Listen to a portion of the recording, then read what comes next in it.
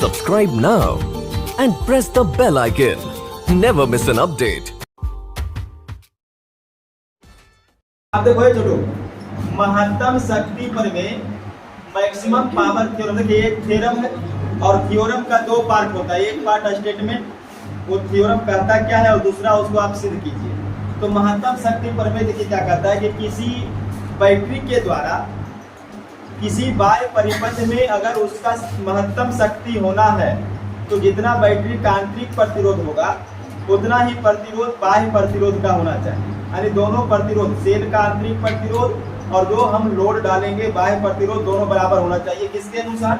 Maximum power theorem के अनुसार। तो पहले हम लोग इस थ्योरम को लिख लेते हैं, उसके बाद आगे बढ़ेंगे। नोट कर लीजिएगा, किसी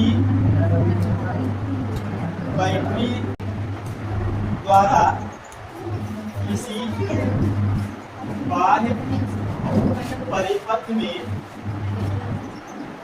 महत्तम शक्ति होने के लिए सेल का आंतरिक प्रतिरोध बाह्य प्रतिरोध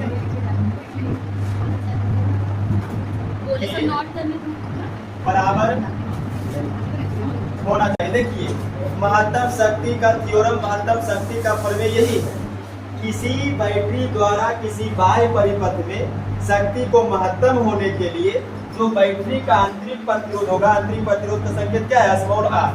ये बाह्य प्रतिरोध कैपिटल आर के बराबर होना चाहिए। अब ये थ्योरम है, अब इसको सिद्ध करना पड़ेगा। किसी भी थ्योरम का दो पार्ट, एक ये स्टेटमेंट और इसको फिर आप सिद्ध कीजिए कि स्मॉल आर कैपिटल आर के बराबर होता है। ठीक है, अब उसको सिद्ध करने के लिए यहाँ पर देखिएगा, मान लीजिए कि एक सेल है और इस सेल का EMF E है, विद्युत वाहक पर, और इसका इंटरनल रेजिस्टेंस यानी आंतरिक प्रतिरोध को हम लोग R मान लेते हैं, और इसमें बाह्य प्रतिरोध एक हम यहाँ पे लगा देते हैं कैपिटल R को।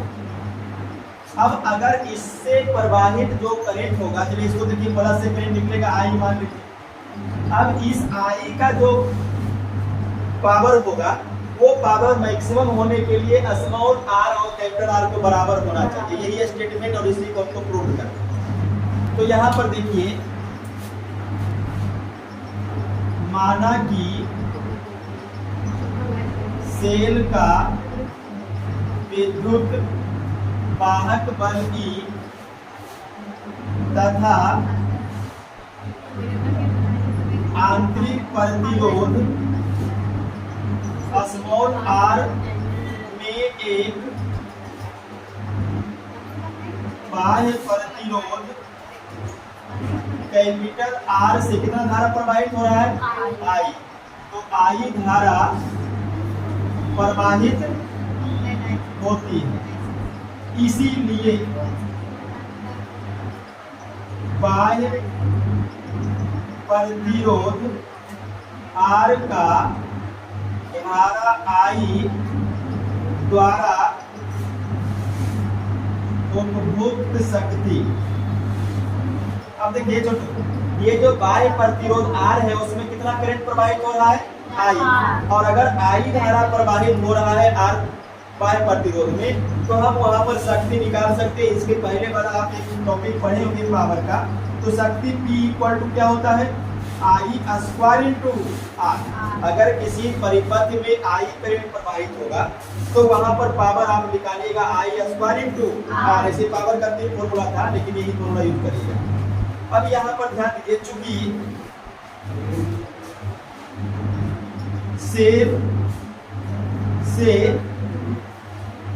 प्रवाहित धारा, अब थोड़ा सा बहुत बैक आप जाइएगा तो आप सेल के बारे में पढ़ चुके हैं। तो सेल से प्रवाहित धारा I इक्वल टू क्या होता है? सेल का EMF, आंतरिक प्रतिरोध और बाह्य प्रतिरोध का योगफल, E इक्वल टू R बटा R। ये सेल वाला टॉपिक में आप पढ़ेंगे।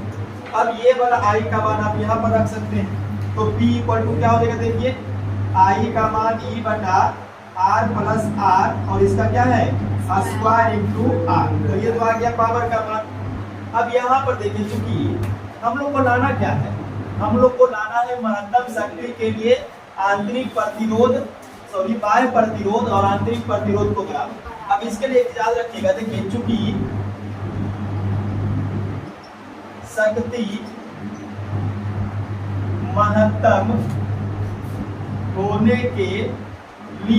शक्ति महत्तम होने के लिए एक सिद्धांत याद रखिएगा, dP बटा dr इक्वल टू 0। अब और देखिए d बटा dr और p का वैल्यू यहाँ से रख दीजिए, e बटा कैपिटल R प्लस R का होल स्क्वायर फिर इंटू R और बराबर में 0। देखिए ये d बाई dr इतना मान किसका है, पावर का, और बराबर में कितना होना चाहिए, 0। और देखिएगा d बाई dr इसको हम लिख सकते हैं e स्क्वायर बटा r प्लस r का होल स्क्वायर इंटू r बराबर 0।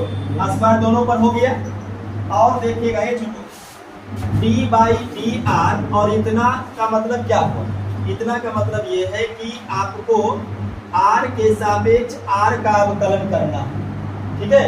तो इसका मतलब है कि ये जो वोल्टेज है वो कांस्टेंट हो जाएगा, इसको हम बाहर निकाल लेंगे तो e स्क्वायर बाहर निकल जाएगा, बचेगा d r अंदर चला आएगा और यहाँ पर जाएगा r प्लस r का whole square equal to 0। Clear. देखो r के सापेक्ष r का अवकलन ये कांस्टेंट है, इसको बाहर निकाल लीजिए अवकलन का, तो d बाई dr r गुना हो गया और जो नीचे में पार्ट था वही रह गया। क्लियर।